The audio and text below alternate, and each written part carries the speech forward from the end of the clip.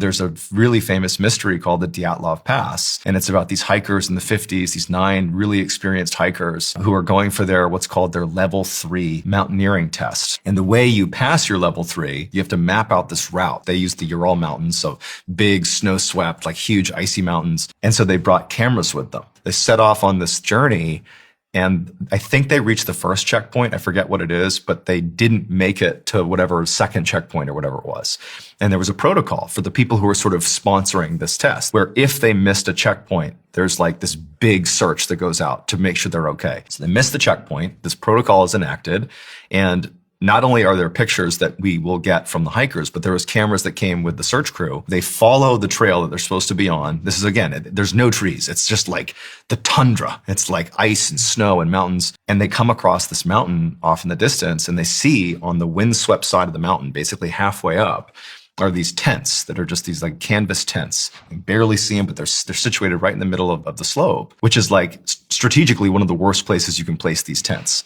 So immediately they're thinking, 1, it has to be the hikers, because who else is out here right now? But 2, why in the world would these incredibly talented hikers, why would they ever pitch their tent there? This is the most hazardous part. The wind can whip you off. So they see these tents. They're in the wrong spot. They go up to the tents, and the hikers aren't there. They're not in there. There's pictures of this too. The tents inside had stacks of clothing neatly folded and placed in the corners, like they left their clothes behind. And the tents themselves were cut open, like with a knife, but somehow they deduced that they had been cut open, but from the inside.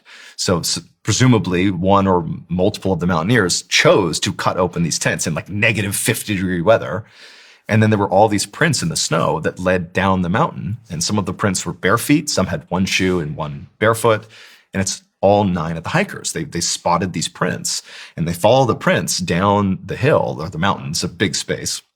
And they find this little crops of trees. And when they get to the trees, they find 3 of the hikers, and they're all deceased. And there's one who's basically almost naked, wrapped up on the ground. There's pictures of this. There's one who I believe was draped over one of the branches up in one of the trees, and then another one that was also on the ground as well.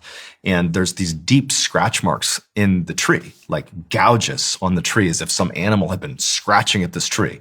And all 3 of these hikers are deceased. There's more footprints that lead away from those 3 about a mile, kind of back in the direction the search party had come from.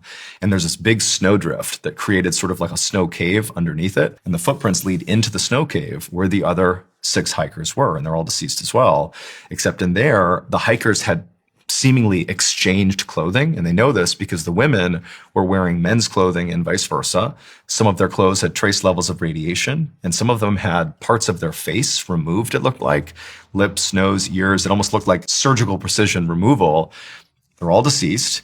And one of the injuries, there was a person in there who their chest had basically been caved in, and it was deduced that the impact it would have taken, the impact would have been equivalent to like a speeding car smashing into it full speed. But there's no sign of anything that could have done this damage. And so they're all deceased. And so the Soviet government, they launched an investigation. And during this investigation, they discovered that there was a huge military exercise, a Russian military exercise taking place in the Ural Mountains, who had no idea about these hikers. They have no clue that the level 3 mountaineering test is going on. It's not even on their radar. And they're 15, 20 miles away. And one of their senior commanders, on the same night that it's believed the hikers all died and whatever happened to them happened, he began noticing all these strange lights in the sky over the Ural Mountains, going up and down and moving all around, to the point where he actually thought it was another country, a foreign country. Are they invading us? And he literally thought it was like an invasion of Russia. And he sent out messages to say, hey, what's happening over there? Having no idea that he was pointing to the one spot where these hikers were.